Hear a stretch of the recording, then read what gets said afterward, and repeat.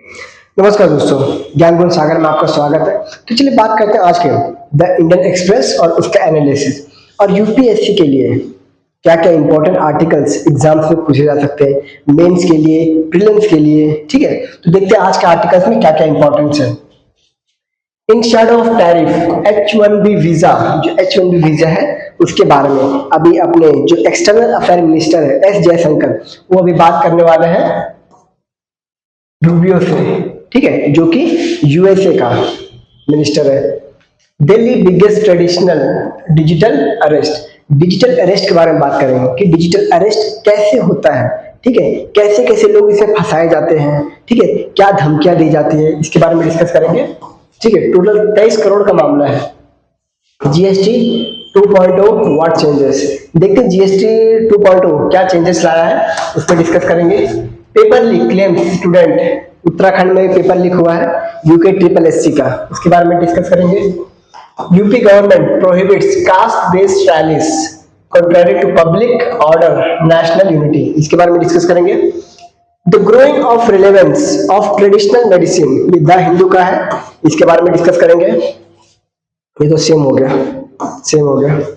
Number of pollution river sites shows slight reduction, central pollution control board, ये भी the Hindu का ही है, इसके ऊपर डिस्कस करेंगे।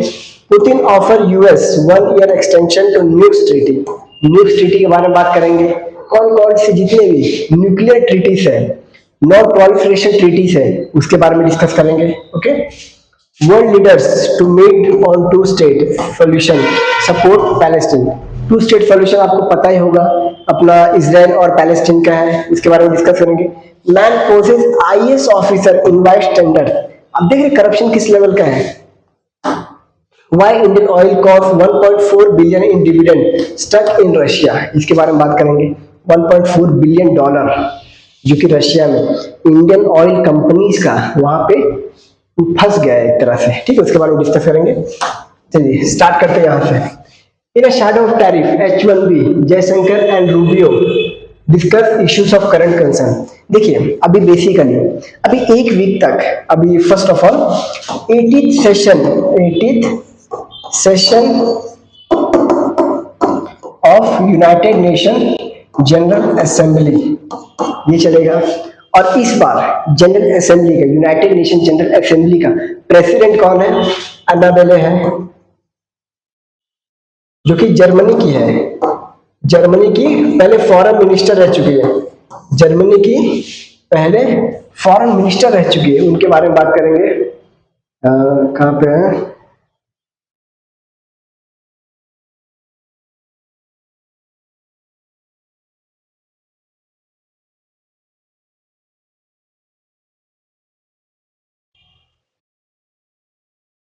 ये देखिए अन्ना लेना, नॉट अन्ना बेले, अन्ना लेना बारबॉक। ठीक है, ये अभी यूनाइटेड नेशन जनरल असेंबली के प्रेसिडेंट है इस साल का 80th सेशन का। ठीक है, 80th सेशन का प्रेसिडेंट कौन है? अन्ना लेना बारबॉक। ये कहाँ की है? जर्मनी की प्रीवियस फॉरेन अफेयर्स मिनिस्टर है, फॉरेन मिनिस्टर। ठीक है, जर्मनी की। और इससे पहले कौन थी? कैमरून की जो 79th सेशन था, 79th session of United Nation General assembly. इसमें टोटल कितने मेंबर होते हैं? 193 मेंबर। मैंने यूएन के लिए एक डिटेल वीडियो प्लेलिस्ट में डाल दिया है, ठीक है, आप उसमें देख सकते हो। तो अभी यहाँ पे देखिए अभी इंडिया और रशिया अपना यूएसए में क्या डिस्कशन होने वाला है, जो 50% टैरिफ है उसके ऊपर क्या डिस्कशन होने वाला है वो दिखाया जाएगा। ठीक है, जो 50% टैरिफ है उसके ऊपर 50% टैरिफ और H1B वीजा इसके ऊपर क्या क्या क्राइसिस आ सकता है। हालांकि ट्रंप ने H1B वीजा का जो भी है वो क्लेरिफाई इसलिए किया है कि ये एनुअल नहीं है, ये वन टाइम पेमेंट है। ठीक है, वन टाइम किसी कंपनी को अगर आउट ऑफ यूएसए किसको हायर करना है तो वन टाइम 1 लाख डॉलर देना पड़ेगा। ठीक है, ये वन टाइम है, सिर्फ एनुअली नहीं। ओके, और ये न्यू एप्लीकेंट्स के लिए है। ये किसके लिए है? न्यू एप्लीकेंट्स के लिए, मतलब ऑलरेडी जो काम कर रहे हैं उनके लिए नहीं है, ये न्यू एप्लीकेंट्स के लिए है। ओके, ये हो गया। तो अभी इसी का भी डिस्कशन चलने वाला है कि आगे क्या आ सकता है। ठीक है, आगे जो भी आने वाला है, आगे जो डिस्कशन होगा अभी कुछ समय बाद, अभी जस्ट एक वीक बाद प्राइम मिनिस्टर मोदी और ट्रम्प भी बात करेंगे इस मुद्दे पे। ठीक है, तो इसका जो आने वाला है वो देखेंगे। Next, Delhi biggest digital arrest, अभी तक का सबसे बड़ा डिजिटल अरेस्ट हुआ है, टोटल 23 करोड़ का, 22.92 करोड़, टोटल 23 करोड़ मान लीजिए। Stolen split in 7 layers via 4 to 36 transaction. अभी देखिए इसके पीछे का एकदम टोटल डिटेल समझिए। ठीक है, अभी देखिए ये बेसिकली 3-4 महीने पहले, मतलब अगस्त में शुरू हुआ था, अगस्त में शुरू हुआ था। एक है नरेश मल्होत्रा नाम के बैंकर, कौन? नरेश मल्होत्रा नाम के बैंकर। ठीक है, अभी जो स्कैमर्स हैं, ठीक है, जो स्कैमर्स हैं, उन्होंने इनको बोला कि हम कहाँ से हैं, सीबीआई से हैं, इन्फोर्समेंट डायरेक्टरेट से हैं। ठीक है, अगर और तुम्हारा नाम पुलवामा अटैक में पाया गया है, ये देखो तुम्हारा आधार कार्ड, ये देखो तुम्हारा पासपोर्ट, अगर तुमने ये, क्योंकि उनको बार बार धमका रहते हैं, हर 2 घंटे में, एवरी 2 आवर्स, हर 2 घंटे में उनको ये वीडियो कॉल होता था, वीडियो कॉल, ताकि इनका दिमाग भटका रहे, डरा हुआ रहे, ताकि ना पुलिस कंप्लेन करे ना कहीं कुछ करे। ठीक है, दिमाग भटका हुआ था, हर 2 घंटे में वीडियो कॉल, कॉन्फ्रेंस, और वो अपने आप को गवर्नमेंट ऑफिशियल बता रहे थे कि हम सीबीआई से हैं, एनफोर्समेंट डायरेक्टरेट से हैं, आपके यहाँ पे पैसे आए हैं, ये देखो बैंक स्टेटमेंट। ठीक है, डुप्लीकेट बैंक स्टेटमेंट दिखा रहे थे, बैंक स्टेटमेंट, और टोटल 23 करोड़ बोले कि ये जो 23 करोड़ है ये आपके अकाउंट में गया है। ठीक है, और कहाँ से? टेररिस्ट ने आपको फंड किया है, पुलवामा में आपका नाम आया है, ये आधार कार्ड, टेररिस्ट ने आपका नाम बताया कि आप हो इससे इन्वॉल्व। अगर आपने कहीं और पे जाने की कोशिश की तो आपको डायरेक्ट अरेस्ट कर लिया जाएगा। आपने similar case last time Mumbai में सुना होगा, जहां पे 4 करोड़ का डिजिटल अरेस्ट होता है, 4 करोड़ का डिजिटल अरेस्ट होता है, डिजिटल अरेस्ट, और इस बार 23 करोड़ का डिजिटल अरेस्ट होता है। अब इसमें ये कब से रहता है? समथिंग अराउंड 17 अगस्त से चल रहा रहता है। ठीक है, 4 महीने बाद नरेश मल्होत्रा जी ने 19 सितंबर को पुलिस कंप्लेन किया है। मतलब सोचो, अगस्त सितंबर, इट्स नॉट अबाउट अगस्त, ये मई में होगा या फिर जून में, समथिंग अराउंड। ठीक है, 17 अगस्त मान लीजिए, मतलब 1 महीने से इनको पीड़ित कर रहे हैं। ठीक है, कि पैसे दो, जो भी पैसे तुम्हारे अकाउंट में है वो भेजो। ठीक है, यही है नरेश मल्होत्रा, एक्स बैंकर, इन्हीं को लूटा गया है। अब देखिए डिजिटल अरेस्ट ऐसा है ना, डिजिटल अरेस्ट आपको वो बताएं कि हम ऑफिशियल्स है, गवर्नमेंट ऑफिशियल्स है, और आपको धमकाएंगे कि आपके नाम पे टेररिस्ट फंडिंग हुआ है, आपके नाम पे टेररिस्ट को पैसा दिया गया है, आपके आधार कार्ड लिंक से मोबाइल जो आधार लिंक मोबाइल फोन है उससे कॉल गया है। ये आपको फेक हाई दिखाएंगे, फेक ट्रांजैक्शंस दिखाएंगे कि आपके नाम से हुआ है, और अगर वो आपको तुरंत अरेस्ट कर लेंगे। ऐसा लास्ट टाइम एक स्टोरी सुनाता हूँ। एक स्टोरी था, स्कैमर्स ने किसी एक स्टूडेंट के पापा को फोन किया, बोला कि आपका बेटा यहाँ पे जेल में बंद है। हम क्या बोल रहे हैं? हम पुलिस बोल रहे हैं, आपका बेटा जेल में बंद है। ठीक है, और उसने यहाँ पे क्राइम में इन्वॉल्व है, आप तुरंत ये पैसे भेजिए बिल का, फिर उसको ये करते हैं, नहीं तो उसके खिलाफ बहुत बड़ा केस हो जाएगा। आप चाहो तो अपने बेटे को फोन करके देख सकते हो अभी तुरंत। तो जब उन्होंने अपने बेटे को फोन किया, बेटे ने फोन उठाया नहीं। ठीक है, बेटे ने फोन उठाया नहीं, और वहीं पे उनको लगा कि हाँ जो बोल रहे हैं, जो स्कैमर्स बोल रहे हैं, मतलब उनको लगा पुलिस है, जो पुलिस बोल रहे सही बोल रहे हैं। उन्होंने 13 लाख रुपए इनको दे दिया। ठीक है, अब ये स्कैमर्स है। अब बाद में जब फिर से बेटे को फोन करते तो बेटा क्या बोलता है? पापा मैं नहाने गया था इसलिए आपका फोन नहीं उठा पाया। देख रहे हो, तुरंत एक झटके में 13 लाख रुपए का स्कैम। ये डिजिटल स्कैम होता है। ठीक है, अगर डिजिटल स्कैम हो रहा है आपके साथ तो 112 डायल कीजिए। ठीक है, डिजिटल स्कैम, और डिजिटल स्कैम के चक्कर में फंसिए मत। Okay, next, man poses IAS officer invites tenders for government scheme arrested. ठीक है, अब 2 आदमी यूपी में है ना, हाँ, वहां पे अपने आप को ऐसा IAS ऑफिसर पोर्ट्रे करते हैं और टेंडर लॉन्च करते हैं। ठीक है, टेंडर लॉन्च करते हैं कि इसमें जो जो टेंडर खरीदेगा, गवर्नमेंट का टेंडर आ रहा है।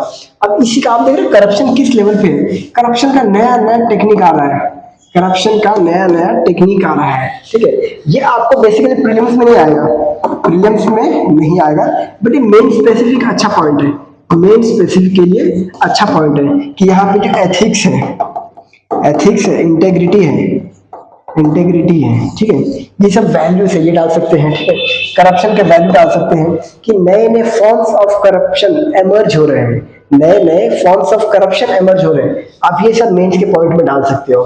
ठीक है, और इसका एग्जांपल दे सकते हैं, इसका एग्जांपल दे सकते हो कि कैसे जो गवर्नमेंट पॉलिसीज है, गवर्नमेंट पॉलिसीज के नाम पे भी करप्शन लिया जा रहा है, करप्शन किया जा रहा है। ठीक है, गवर्नमेंट पॉलिसी के नाम पे।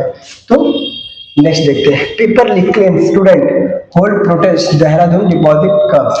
अब देखिए देहरादून में कुछ ऐसे जो पेपर लीक करवाते हैं, उन लोगों ने डायरेक्ट बोल दिया, ठीक है, कि किसी को अगर पास होना है, और ये रिटर्न एग्जाम था, ये रिटर्न एग्जाम था, ठीक है, कि पास होना है तो मुझे 12 लाख रुपए दो, मैं तुम्हें एग्जाम पास करा दूंगा। ठीक है, अब इसी में देखिए उत्तराखंड, ठीक है, उत्तराखंड में, उत्तराखंड गवर्नमेंट रिक्रूटमेंट एग्जाम, वहां पे हुआ संडे लीक, संडे को पेपर लीक हुआ। ठीक है, पेपर होना था 11:30 से 1 बजे तक, और वहीं पे 11 बजे पेपर आ जाता है। पेपर मतलब अपना टेलीग्राम व्हाट्सएप ये सब पे आ जाता है पेपर। तो a protest on UK SSC paper out issue in Dehradun Monday. तो पेपर लीक का केसेस बहुत ज्यादा चल रहा है। अब देख रहे हो कितने स्टूडेंट प्रोटेस्ट पे बैठे हैं। ये यूथ का लाइफ खराब नहीं हो रहा तो क्या हो रहा है। अब देखिए लास्ट ईयर गवर्नमेंट ने इसके ऊपर बिल पास किया, prevention of ethical unlawful paper leak, paper leak के ऊपर है, paper leak unethical means, prevention of unethical means act 2024, paper leak act. ठीक है, let's C paper leak act, और इसके क्या प्रावधान है। ठीक है,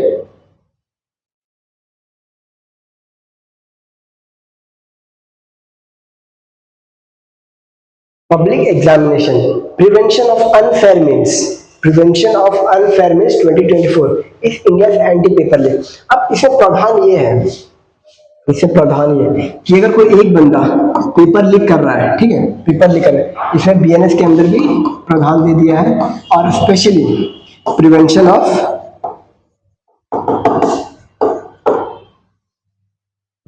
अनफेयर मीन्स, अनफेयर मीन्स 2024। ठीक है, अब इसे प्रावधान है, अगर कोई एक बंदा पेपर लीक करवा रहा है तो उसको 2 से 3 साल तक सजा मिलेगी, और 10 लाख तक का जुर्माना भरना पड़ेगा, 10 लाख तक का जुर्माना भरना पड़ेगा। अगर कोई ऑर्गेनाइजेशन इन्वॉल्व है तो उसको समथिंग अराउंड 10 साल की सजा मिलेगी, 10 साल की सजा मिलेगी, और 1 करोड़ तक फाइन है, 1 करोड़ तक फाइन है। एक सिस्टमैटिक हो, जो सिस्टमैटिक ऑर्गेनाइजेशन इन्वॉल्व होती है ना पेपर लीक स्कैम में, उसमें 1 करोड़, और ये 10 लाख तक का जुर्माना है अगर कोई सिंगल बंदा इन्वॉल्व है उसके लिए। ठीक है, तो ये पेपर लीक के लिए लॉ है। अब यहाँ पे देखिए, senior superintendent of police Ajay Singh conducted press conference around 9:30 PM on Sunday and said SIT had been constituted to look into the matter. UK SSC submitted application seeking probe as per FIR registered in the matter। यही सब लिखा हुआ है। Okay, कि कौन कौन से actions लिए जा रहे हैं। अब एक्शंस तो लिए जाएंगे, पेपर तो कैंसिल हो गया ना, पेपर कैंसिल हो गया, पेपर लीक हो गया। अब इन जो यूथ है इनका लाइफ वैसे बर्बाद हो रहा है। आपने अभी रिसेंटली बहुत से केसेस सुने होंगे, BPSC प्रोटेस्ट सुना होगा, BPSC प्रोटेस्ट सुना होगा, SSC प्रोटेस्ट सुना होंगे, और अभी अपना यूके SSC, फिर अपना झारखंड SSC CGL। ठीक है, इसमें आपने सुना होगा बहुत से करप्शन। ठीक है, उसके बाद झारखंड का दरोगा वाला, झारखंड दरोगा,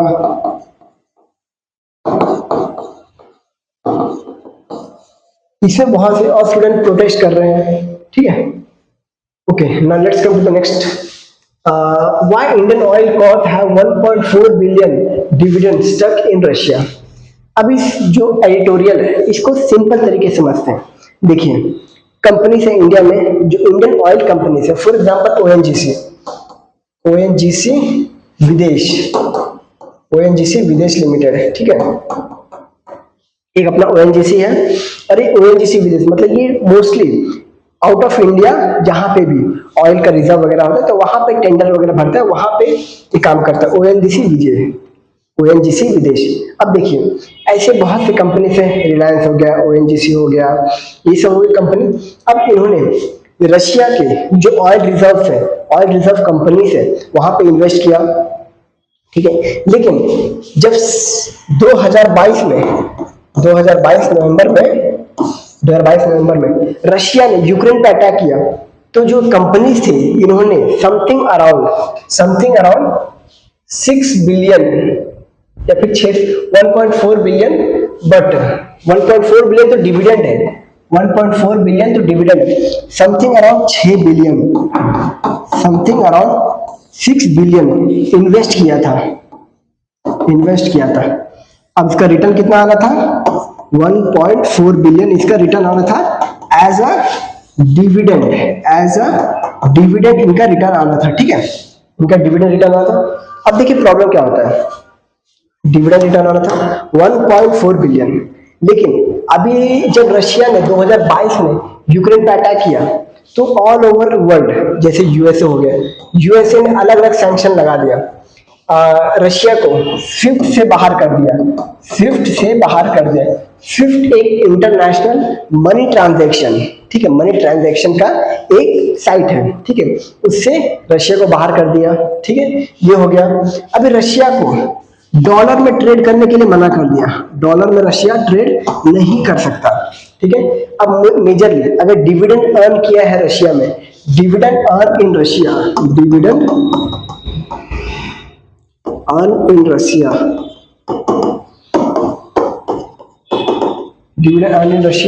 अब इसको पहले ये किस में है, ये रूबल में है, अब रूबल से इसको डॉलर में कन्वर्ट कराना है, ठीक है, और डॉलर से कन्वर्ट कराएगा तब जाके ये इंडियन रुपीस में होगा, तब जाके इनको मिलेगा, लेकिन इनको डॉलर में कन्वर्ट कराने से ही मना कर दिया, इसको डॉलर में कन्वर्ट कराने से ही मना कर दिया कि आप डॉलर इस्तेमाल नहीं कर सकते, तो रूबल में फंस गया।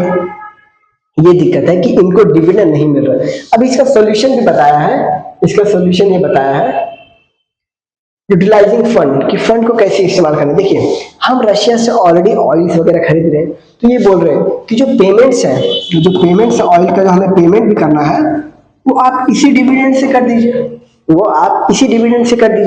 और वो जो पैसे रहेंगे सरकार ही नहीं दे देगा वापस। अगर गवर्नमेंट खरीद रही है या अगर वो कंपनी खुद ही खरीद रही है तो कंपनी डायरेक्ट उसको पेमेंट कर सकती है, ठीक है, ये बताया जा रहा है।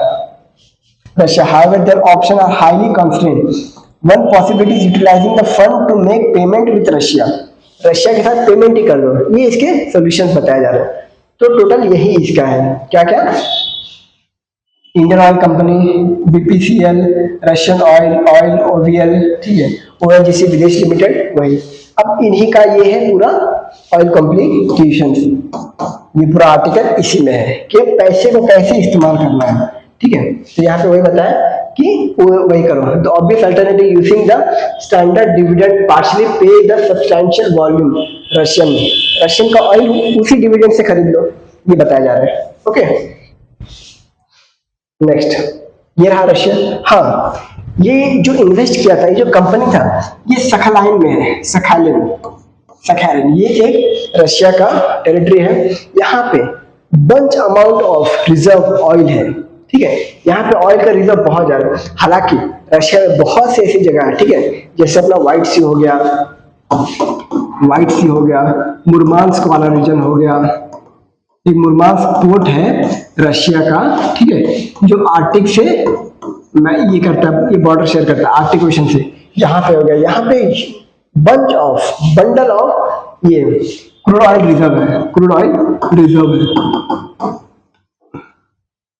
साइबेरिया में तो है ही, ठीक है, साइबेरिया में है ही, तो देखिए ये है मुरमांस्क वाला रीजन।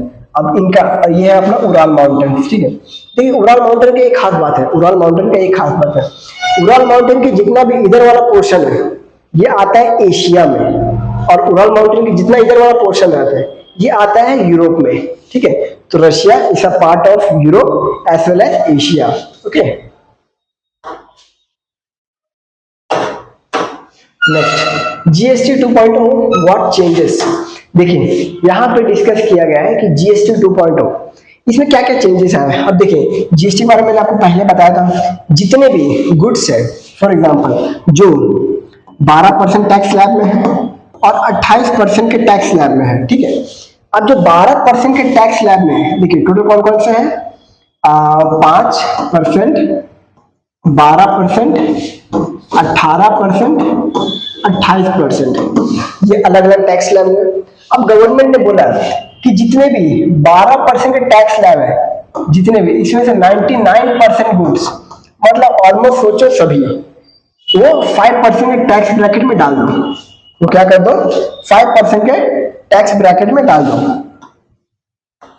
5% के टैक्स ब्रैकेट में डाल दो। नेक्स्ट जो 28% का टैक्स ये है उसमें से 90%, यहाँ पे क्या 99%, यहाँ पे 90% गुड्स को 18% के टैक्स स्लैब में डाल दो, ठीक है। मतलब टैक्स स्लैब कितने बचे, 2 बचे। देखिए इसमें क्या जो 10% है ये 90%, तो 10% बच गया ना, 10% को 40% के इसमें डाल दो। 40% तो बहुत ज्यादा है, लेकिन इसमें क्या है ना, इसमें सिन गुड्स है, सिन गुड्स जिसमें हमें और अधिक से अधिक टैक्स लगाना चाहिए। इसमें क्या है, टोबैको है, इसमें टोबैको है, सिगरेट्स है, इसमें टोबैको है, सिगरेट्स है, ठीक है। ये हो गया। नेक्स्ट ये हो गया 28%। अब देखिए अब इसकी अब सरकार इसको क्या बोल रही है, दिवाली गिफ्ट बोल रही है। अब देखिए इसमें क्या है ना, मेजोरिटी ऑफ चीज 5% और 18% स्लैब में चला गया, 28% का स्लैब डिलीट हो गया, 12% का भी। अब कुछ ऐसे एसेंशियल गुड्स हो गए, ठीक है, जैसे अपना काउ मिल्क हो गया, ठीक है, काउ मिल्क, दूध, दही, ये सब अभी और सस्ता हो जाएगा, अभी ये और सस्ता हो जाएगा, तो जनता के लिए तो ऑलमोस्ट ये बेनिफिट हुआ। अब तो यहाँ से 28 से 18%, यहाँ पे जो ट्रैक्टर्स वगैरह है, बाइक हो गए, बाइक वगैरह हो गए, और भी 4 व्हीलर हो गए, 4 व्हीलर, इन सब का कम किया। अब इन शॉर्ट अगर इनका दाम कम हुआ, इनका प्राइस अगर कम हुआ, तो इनका डिमांड ऑटोमेटिकली बढ़ेगा। अगर आपको कोई चीज 12 लाख की जगह 8 लाख में दिया जाए, तो डेफिनेटली आप सोचोगे ना कि हाँ मैं ले लूं, जो कल लूंगा मैं आज ही ले लेता हूँ, ठीक है। तो इस तरह गवर्नमेंट का 2.0 जो जीएसटी है ये काम कर रहा है, ठीक है। The GST rate will leave more disposable income, in short मतलब अगर मैं कमा रहा हूँ 100 रुपया, ठीक है, तो मैंने 30 रुपए जा रहा था सरकार को, अब वही 30 रुपए ना जाके सरकार को सिर्फ 15 रुपए जाएगा, मतलब मेरे पास कितना बचा टोटल 85 रुपीज। पहले कितना बचा था 70 रुपया, अब मेरे पास 85 रुपीज बच रहा है, तो उस 85 रुपीज का मेरा डिस्पोजेबल इनकम ज्यादा बढ़ गया ना, अब मैं उसको अच्छे से खर्च कर पाऊंगा। और इंडिया बेसिकली क्या है, इंडिया बेसिकली एक कंजम्पशन इकोनॉमी है, ठीक है। तो कंजम्पशन इकोनॉमी में क्या है, देखिए मैं आपको समझाता हूं।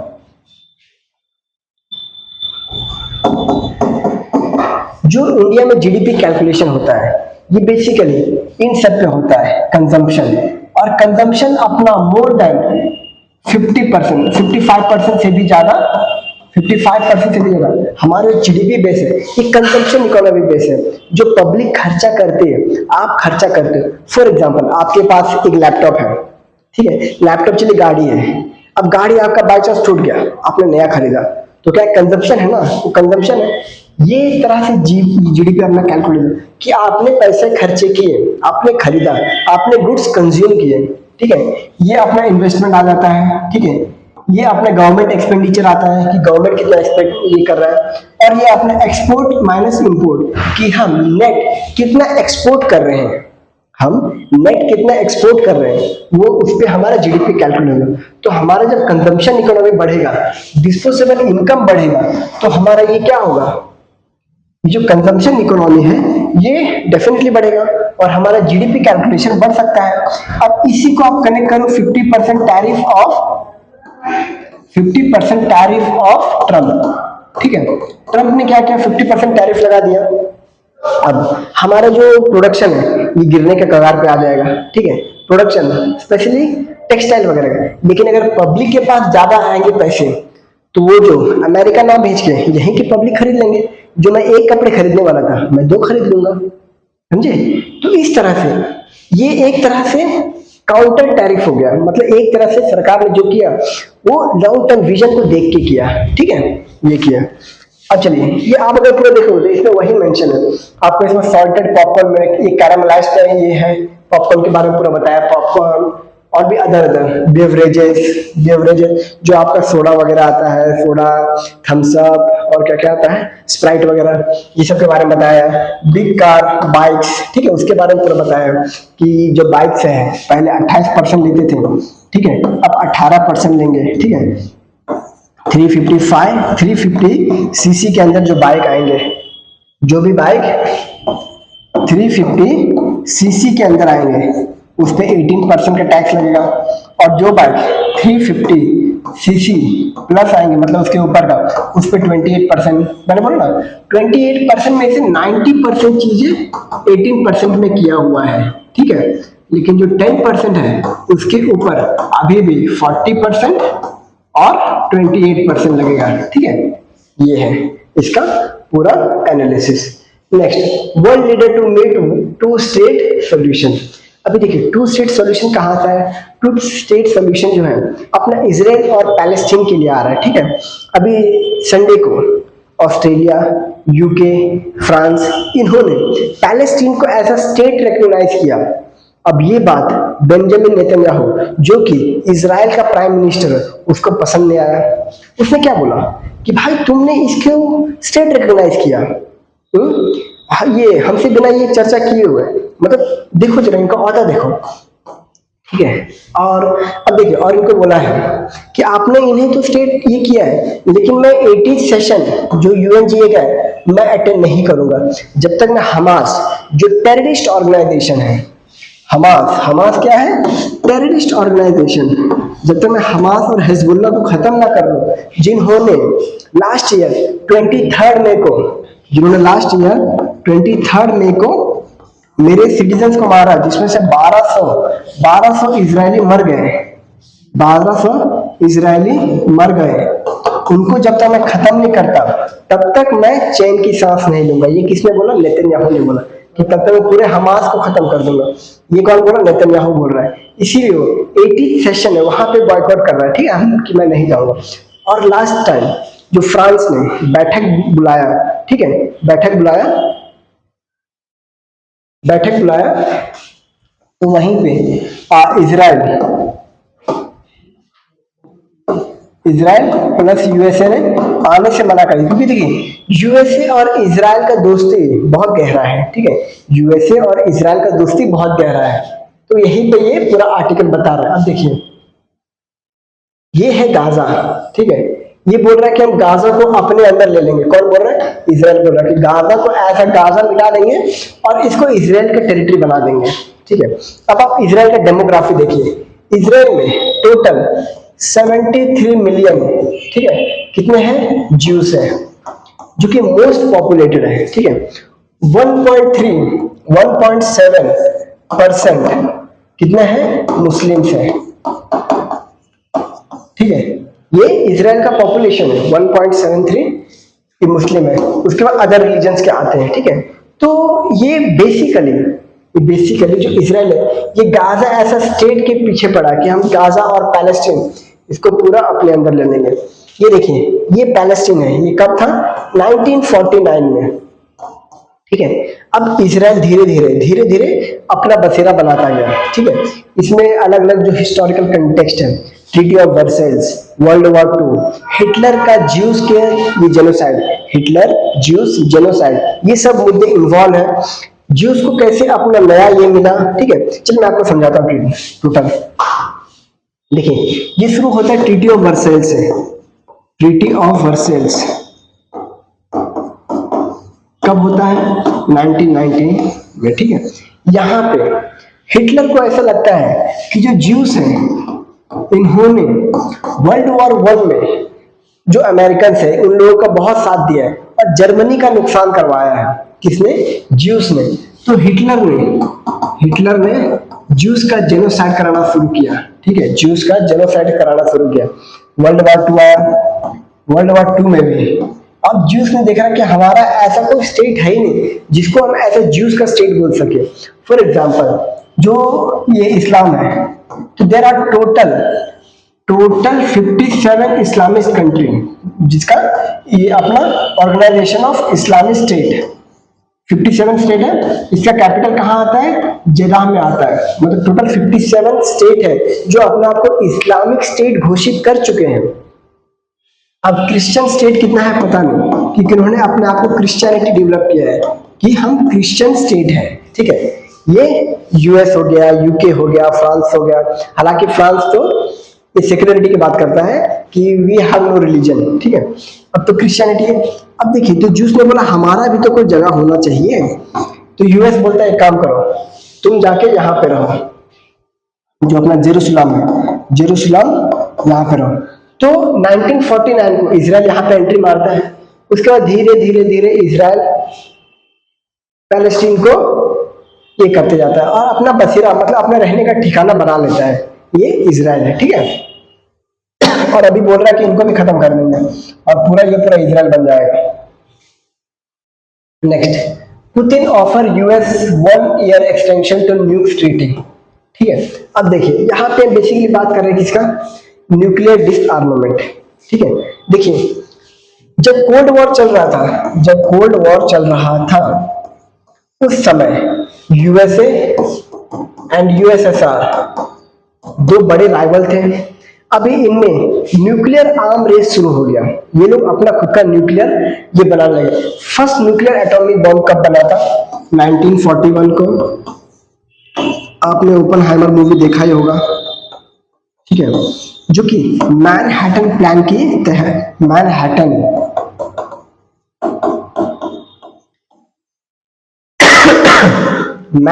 प्लान के तहत क्या फर्स्ट एटॉमिक बॉम्ब बनाता है, एटॉमिक बॉम्ब, ठीक है। और पहला परीक्षण कहाँ करते हैं? Hiroshima and Nagasaki, Hiroshima and Nagasaki. इसका डिस्ट्रक्शन बहुत बड़ा रहता है। उसी समय जो ओपेनहाइमर बोलता है now I am become death, जो कि भगवत गीता का श्लोक है, now I am become death, ये वाला। तो अब देखिए यहाँ से फिर एटॉमिक बॉम्ब बनना शुरू होता है। अभी पूरे वर्ल्ड में सबसे ज्यादा एटॉमिक बॉम्ब जो है ये किसके पास है? यूएसएसआर के, जो अपना रशिया है इसके पास है। Something around 6300 plus. फिर यूएसए आता है, something around 5700 plus, something around. ये एक एस्टिमेटेड फिगर है, मे बी इससे ज्यादा भी हो सकता है, इससे कम भी हो सकता है, बट एस्टिमेटेड फिगर इतना बताया है। अब देखिए as per non proliferation treaty, ठीक है, इसके हिसाब से there are only 5 nation P5 जो एक न्यूक्लियर कंट्री है, ठीक है, क्योंकि नॉन प्रोलिफरेशन ट्रीटी इन लोगों ने साइन किया है, ठीक है। और ये लोग बोलते हैं कि अब न्यूक्लियर जो है, न्यूक्लियर आर्म बंद करो, डिसआर्ममेंट करो, ठीक है। इन लोगों ने साइन कर लिया, लेकिन ये दूसरों को बोल रहे हैं कि आप लोग न्यूक्लियर टेस्ट मत करो, न्यूक्लियर बॉम्ब मत बनाओ, हमारे पास जो है हमारे पास रहने दो, हम इसका पॉजिटिव यूज करेंगे। कौन बोल रहा है? P5 nation. P5 नेशन में कौन कौन आता है? चाइना आता है, रशिया आता है, यूएसए आता है, यूके आता है, फ्रांस आता है। ये है P5 नेशन, ठीक है। अब नेक्स्ट आता है test banned treaty, nuclear test banned treaty 1996, nuclear test banned treaty 1996। इसको इजराइल ने, sorry not Israel, USA, UK, China, इन लोगों ने डायरेक्ट साइन करने से मना कर दिया कि हम इसको साइन नहीं करेंगे, हम टेस्ट ट्रीटी करते रहेंगे। मतलब इनका कहना है कि तुम लोग नॉन प्रोलिफरेशन ट्रीटी साइन करो और न्यूक्लियर अपना जो है उसको डिस्ट्रॉय कर दो, हमारे पास जो है उसको रहने दो, हम पॉजिटिव चीजों के लिए यूज करेंगे। ये इनका कहना है, ठीक है। और टेस्ट बैन ट्रीटी मतलब वो लोग इसको साइन बोलते नहीं, हम टेस्ट करते रहेंगे, ठीक है। अब इसमें अलग अलग आता है, MTCR वगैरह आता है, जिसमें मिसाइल्स के बारे में बात किया जाता है, वासेनार अरेंजमेंट आता है, वासेनार अरेंजमेंट, ऑस्ट्रेलिया ग्रुप आता है, तीन अलग अलग। मैं इसके ऊपर एक डिटेल वीडियो लेकर आऊंगा। इसमें न्यूक्लियर पावर, न्यूक्लियर कैपेसिटी, कौन कौन से कंट्री के पास कितना न्यूक्लियर है, कौन कौन से एक्ट, कौन कौन से जो ये कन्वेंशन हुए हैं न्यूक्लियर को ये डिसआर्म करने के लिए, उसके ऊपर एक अलग वीडियो लेकर आऊंगा, ठीक है। इसके ऊपर ये अपना MTCR है, फिर वासेनार अरेंजमेंट है, वासेनार अरेंजमेंट, ठीक है। ऑस्ट्रेलिया ग्रुप है, ऑस्ट्रेलिया ग्रुप है,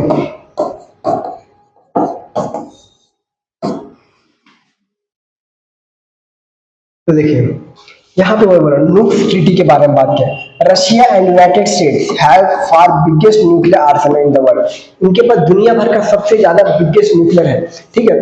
the treaty caps the number of deployed warheads 1550। जो न्यूक्स ट्रीटी है, कौन बोलता है? न्यूक्स ट्रीटी बोलता है कि जितने भी तुम्हारे पास न्यूक्लियर वेपन्स हैं उसको जहां जहां पे डिप्लॉय किए हो वो 1550 से ज्यादा नहीं होना चाहिए, ठीक है।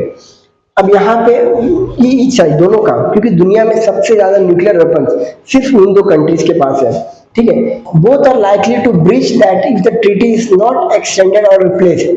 Putin said his proposal was an interest of global non proliferation treaty.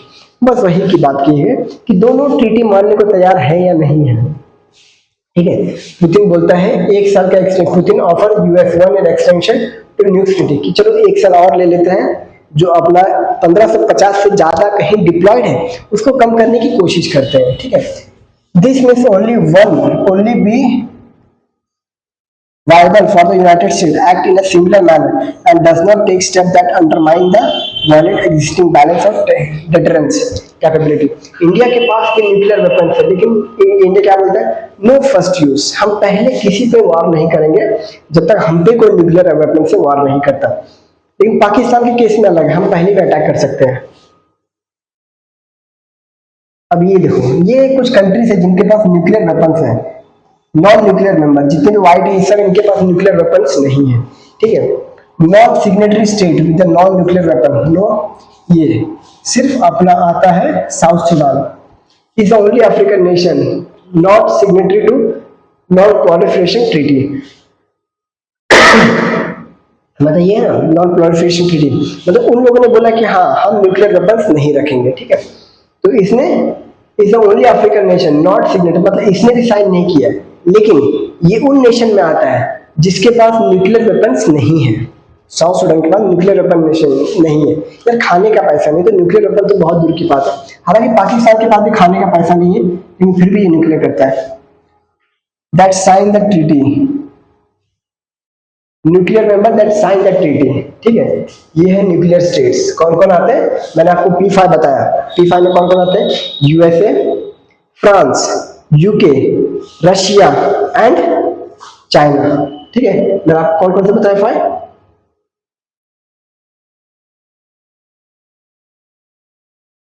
ये USA हो गया, ये फ्रांस आ गया, ये UK आ गया, ये अपना ब्रिटिश, रशिया, चाइना, इनके पास ये P5 नेशन है।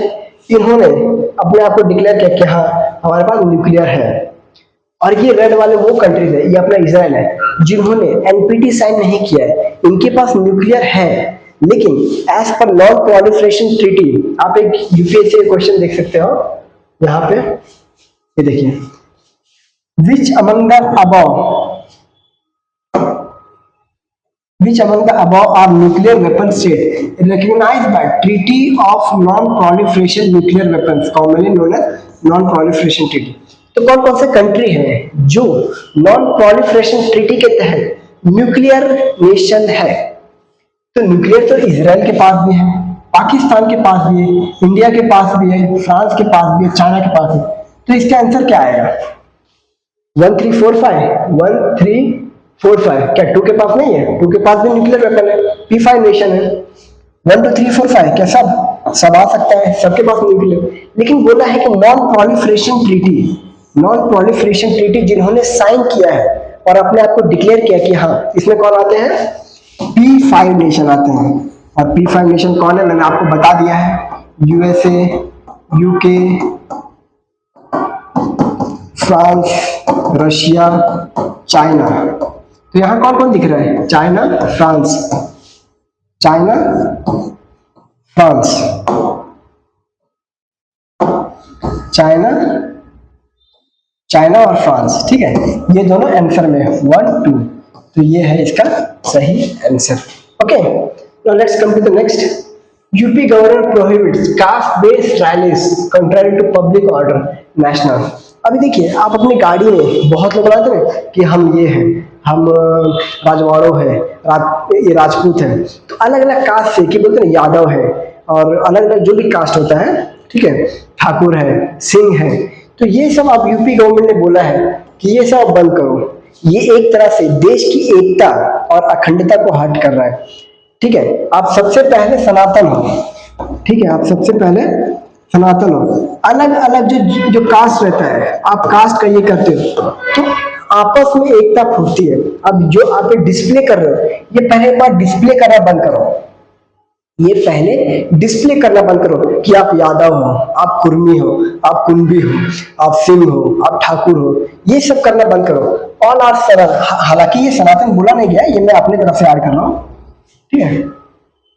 अब यही के लिए बताया गया है यहाँ पे, UP government order all consigned the first ever caste count to be held in the country since 1933। 1933 में पहली बार यूपी में कास्ट सेंसस होने जा रहा है, led by opposition, specially Congress seeking the same. Congress बोल रहा है कि कास्ट सेंसस होना चाहिए। अब इसी के ऊपर अलग अलग चीज बताया गया है, ठीक है, तो इसके ऊपर उतना, ये बेसिकली आपका मेंस में आ सकता है, मेंस, प्रीलिम्स के लिए इसमें कोई क्वेश्चन आने का गुंजाइश नहीं है। Okay, next, the growing relevance of traditional medicine. Traditional medicine का क्या इंपॉर्टेंस है उसके बारे में। अब देखिए, पहली बार ट्रेडिशनल मेडिसिन के बारे में जानते हैं कि ट्रेडिशनल मेडिसिन क्या होता है, इसके अंदर क्या क्या इंक्लूड्स होते हैं, ठीक है। अब देखिए, biomedical health care, traditional medicine के बहुत से फायदे होते हैं, ठीक है। ये आपका एंटी माइक्रोबियल रेसिस्टेंस होने नहीं देगा, एंटी माइक्रोबियल रेसिस्टेंस होने नहीं देगा आपको ट्रेडिशनल मेडिसिन। फॉर एग्जाम्पल, आप बीमार हुए, तुरंत जाके मेडिकल से दवाई ले आए, ठीक है। अब वो दवाई कौन सा है, एलोपैथिक है, एलोपैथिक दवाई है। अब वो आपके कंज्यूम करने से आपकी बीमारी तो तुरंत ठीक हो गई, लेकिन जो बैक्टीरिया है वो पावरफुल हो गया, वो रेसिस्टेंस हो गया, मतलब आपको अगर फिर से बुखार होगा, आप वही वाला दवाई खाओगे तो आपको असर नहीं करेगा। क्यों? क्योंकि जो बैक्टीरिया है वो रेसिस्टेंस हो गया है, मतलब ताकतवर हो गया है कि हाँ, अब अगर ये वाला दवाई आएगा तो मैं उससे नहीं डरूंगा, अब उससे ऊपर वाला आपको दवाई खाना पड़ेगा, ठीक है। जिससे आप में ये इम्यूनिटी रहती ना कि आप मुश्किलों का सामना करके और ताकतवर होते हो, तो वैसे बैक्टीरिया मुश्किलों का सामना करके और ताकतवर होते हैं, सेम टू सेम। तो यहाँ पे जो ट्रेडिशनल मेडिसिन होता है, इसमें एंटी माइक्रोबियल रेसिस्टेंस का बहुत कम चांसेस होता है, ठीक है, क्योंकि ये धीरे धीरे करके बैक्टीरिया को पूरी तरह से खत्म कर देता है पूरे शरीर से। आपने अलग अलग टाइप का ट्रेडिशनल मेडिसिन सुना होगा। पहले अपना क्या आता है, आयुर्वेदा, ठीक है। फिर आता है अपना सिद्ध, यूनानी, होम्योपैथी, ठीक है। और अपना जो कल्चरल है, ट्राइबल कल्चरल मेडिसिन।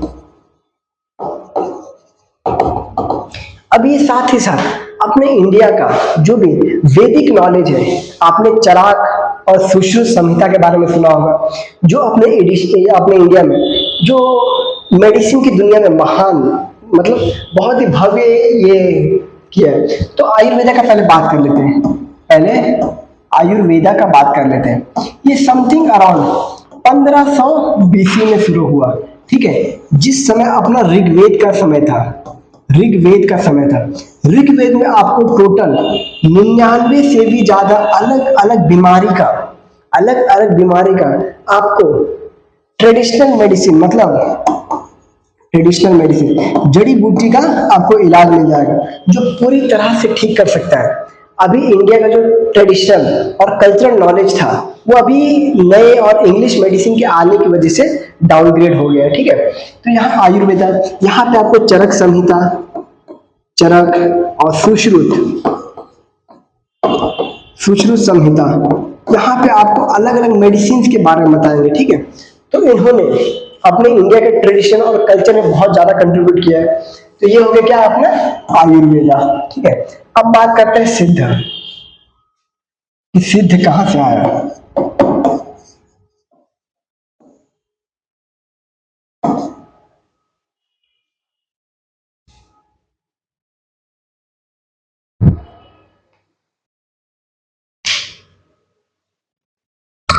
जो यूनानी है, यूनानी बेसिकली अरब से आया है, अरब।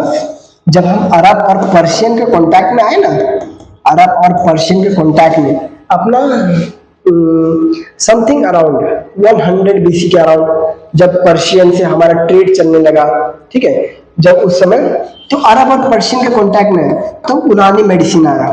यूनानी मेडिसिन का फर्स्ट जो रेफरेंस मिलता है हमें, वो हमें कब मिलता है? फर्स्ट रेफरेंस जो हमें मिलता है ये हमें 900 एडी में मिलता है, समझे। जो चोला पीरियड का टाइम था, चोला का टाइम था ना, इंपीरियल चोला, ठीक है, इंपीरियल चोला का टाइम था। जो चोला चेरा, ठीक है, जो हुआ अपना ट्रिपटाइट जो हुआ था, ट्रिपटाइट किसके बीच में हुआ था? ट्रिपटाइट स्ट्रगल,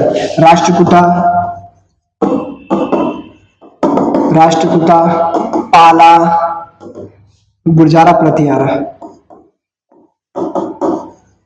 इस समय हमें यूनानी का फर्स्ट रिलेवेंस मिलता है कि इस समय आया होगा। कब?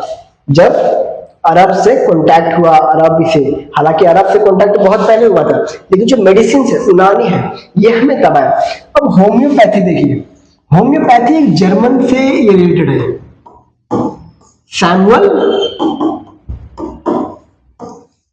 हामैन, ठीक है।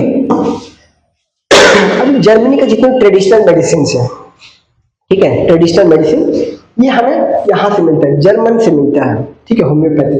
और ट्राइबल के बारे में तो आप जानते हो, इंडिया में ऐसी ऐसी बीमारी है जो कि ट्राइबल मेडिसिन, जड़ी बूटियों का जो महारत है, ठीक है, वो आपको तुरंत ठीक कर सकते हैं। लेकिन ये सब जो नॉलेज है, ये सब जो नॉलेज है, ये बहुत अभी एलोपैथी के आने की वजह से बहुत खो चुके हैं, ठीक है, इनका रेलेवेंस पूरा गिर गया है। इसके पीछे एक कारण है, जो एलोपैथी मेडिसिन होते हैं, जिसे इंग्लिश मेडिसिन बोला जाता है, जिसे इंग्लिश मेडिसिन बोला जाता है, ठीक है, ये तुरंत असर करता है, तुरंत आपको 1 से 1.5 घंटे में, 1 से 2 घंटे में तुरंत असर कर देगा। फॉर एग्जाम्पल अगर आपको बुखार है तो आपको 2 मिनट में ठीक कर देगा, लेकिन इसका चांसेस रहता है कि आपको ये पूरी तरह से ठीक नहीं करता।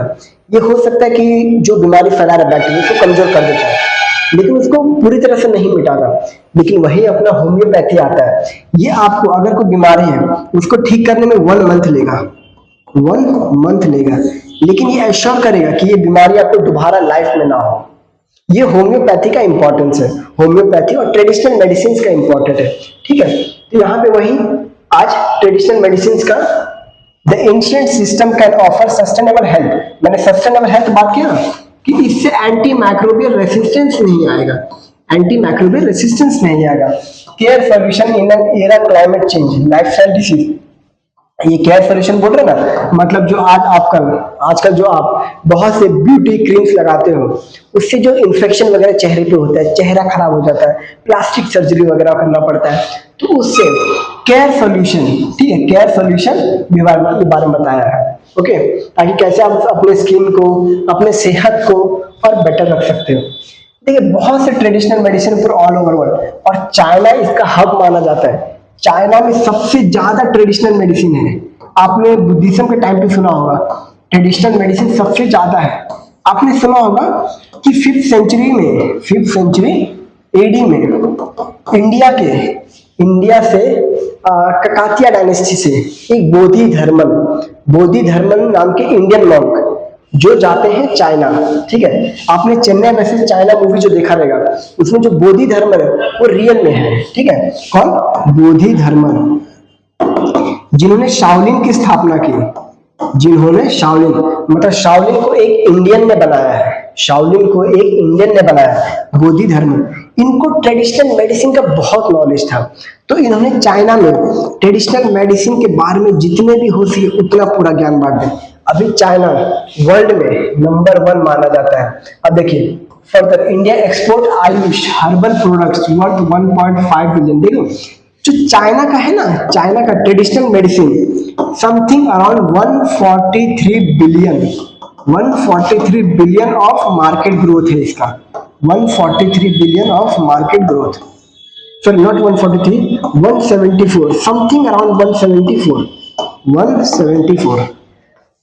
अब वही इंडिया का ट्रेडिशनल मेडिसिन जो ग्रोथ है ये 42 बिलियन है, 42 बिलियन का मार्केट है इसका, जिसमें से 1.5 बिलियन हम एक्सपोर्ट करते हैं, 1.54 बिलियन का हम एक्सपोर्ट करते हैं, ठीक है।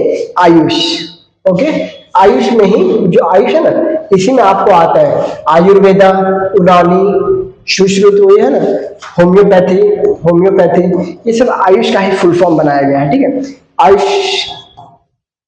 नेक्स्ट बात करते हैं,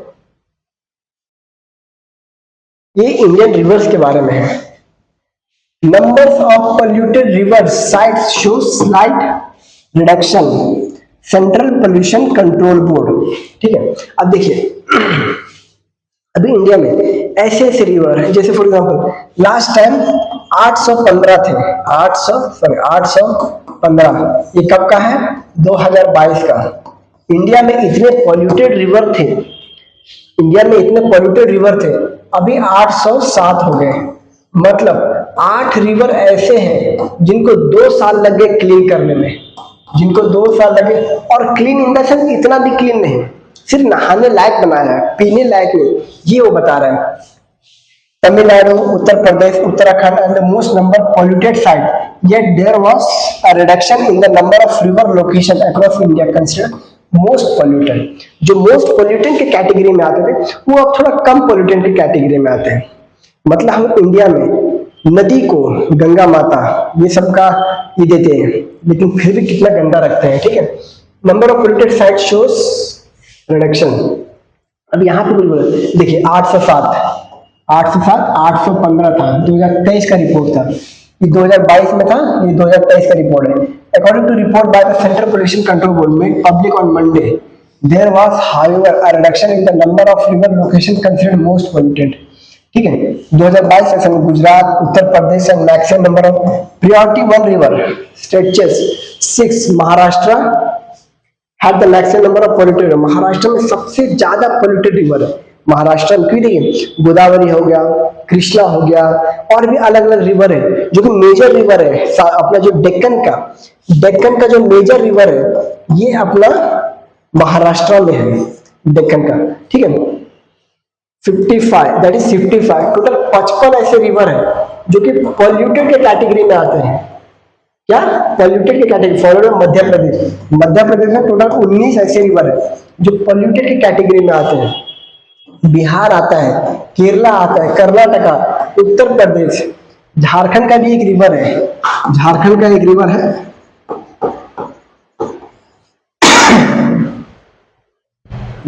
रिवर है, सुवर्णरेखा हो गया,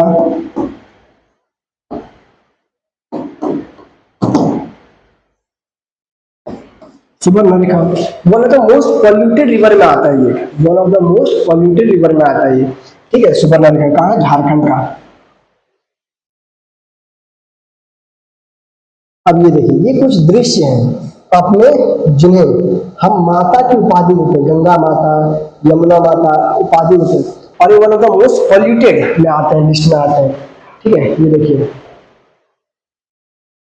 सुवर्णरेखा वैसे, ये देखिए यहाँ पे बीओडी लिखा है, ये बीओडी क्या होता है, बीओडी और सीओडी क्या होता है, बायोलॉजिकल ऑक्सीजन डिमांड। मतलब किसी भी एनवायरनमेंट, किसी भी तालाब में कितने ऐसे माइक्रो ऑर्गेनिजम्स हैं जो ऑक्सीजन का यूज करते हैं, ठीक है। ऑक्सीजन का जितना यूज हो रहा है मतलब पॉल्यूशन का लेवल उतना ज्यादा है।